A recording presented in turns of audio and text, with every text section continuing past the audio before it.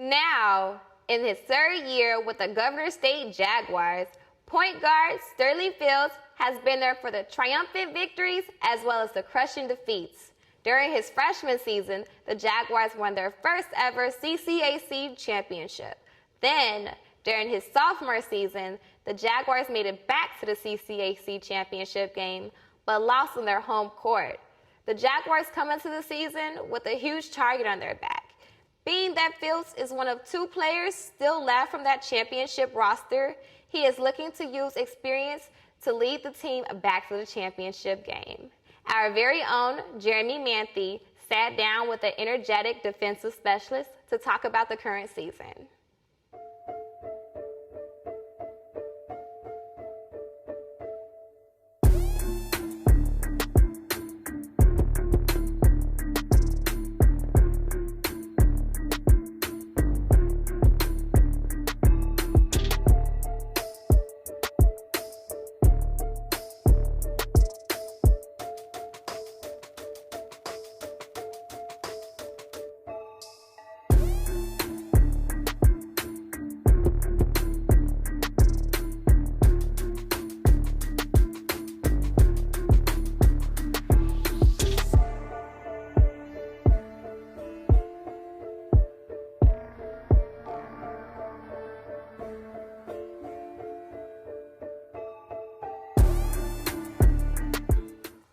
First off, Sterling, I want to thank you very much for doing this interview.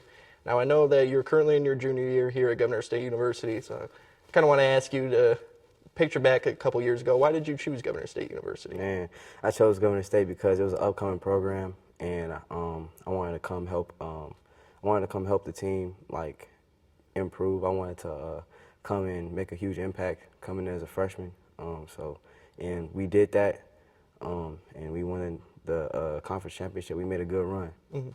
So I want to ask also, kind of picture back to your history again. How long have you been playing basketball? Man, I've been playing basketball since I was like 5 years old. 5 years old. So a good. It's been in your DNA since you've been a kid. Yeah. Yep.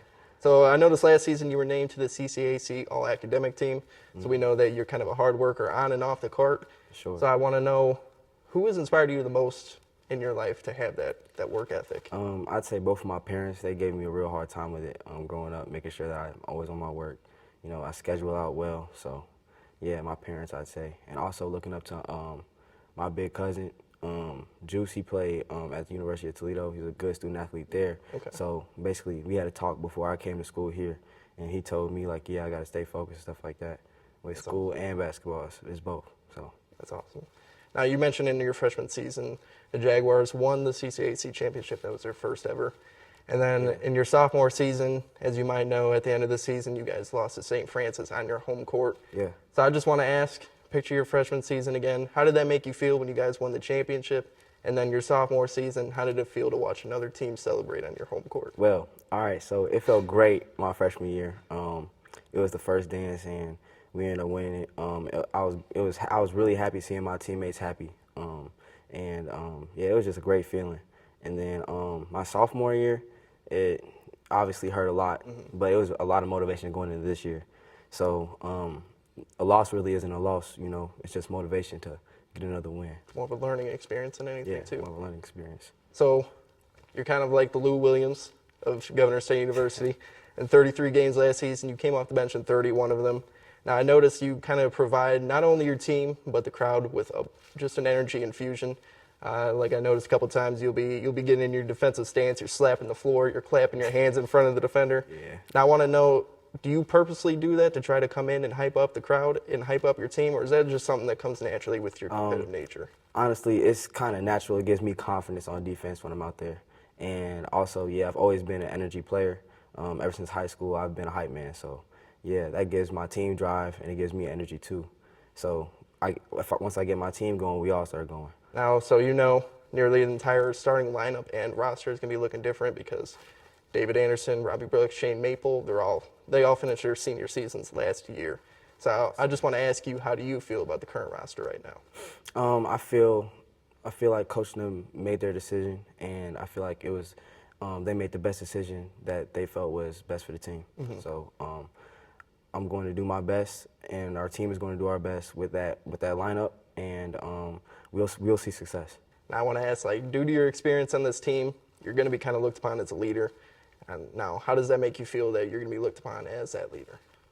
Well, I feel vocally, I'm a really good leader, vocally.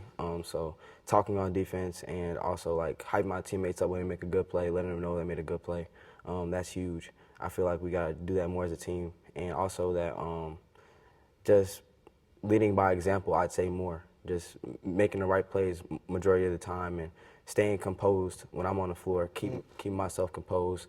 You know, when a ref makes a bad call, I got to stay calm so my team stays calm and just keeping everybody together. Keep everybody in check. Yeah. So, like I just said, like we're going to be having a different roster this year, but you do have a rapport with guys like Jonathan Boatwright and Justin Seelrick from last season.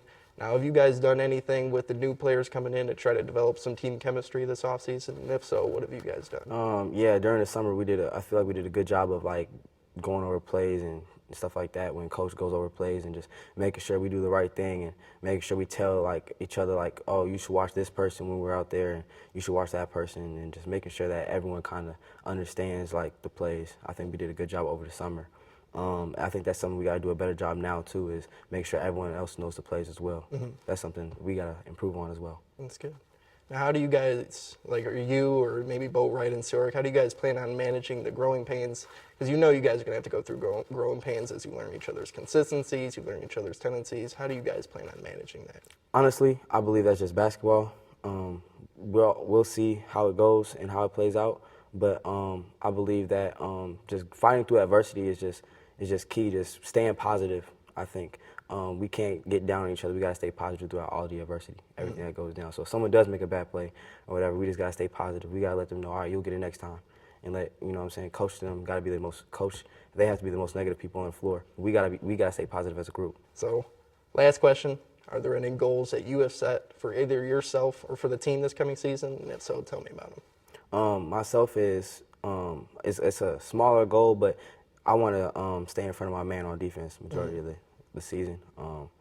So far in practice, I've kind of struggled with staying in front of my man and playing proper defense that way. But that's one of my goals, is playing tenacious defense the whole game, 94 feet. So basically, I want to get a couple steals every game, and defense. I'm thinking defensive minded going into this year. And my team as well. Also, I feel like as a team, one of our goals is being one of the best defensive teams and best rebounding teams out there in the conference. I think offense, we got that offensively. We're a really good team offensively, move the ball well, and we all just basically have good offense. It's basically, it all comes down to defense and defending. So that's awesome. Yeah, defense wins championships. That's what they always say in the NBA. Oh, and one more thing. Yeah. Sorry. Making free throws. Free throws. Free throws. We make free throws, we'll win games.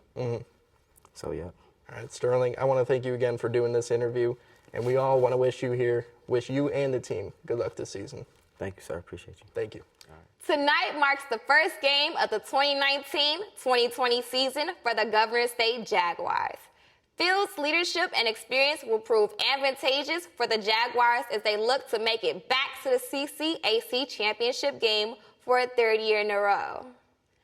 Thank you for watching. From everyone here in Studio B, I'm Rio Davis. Stay tuned for tip-off.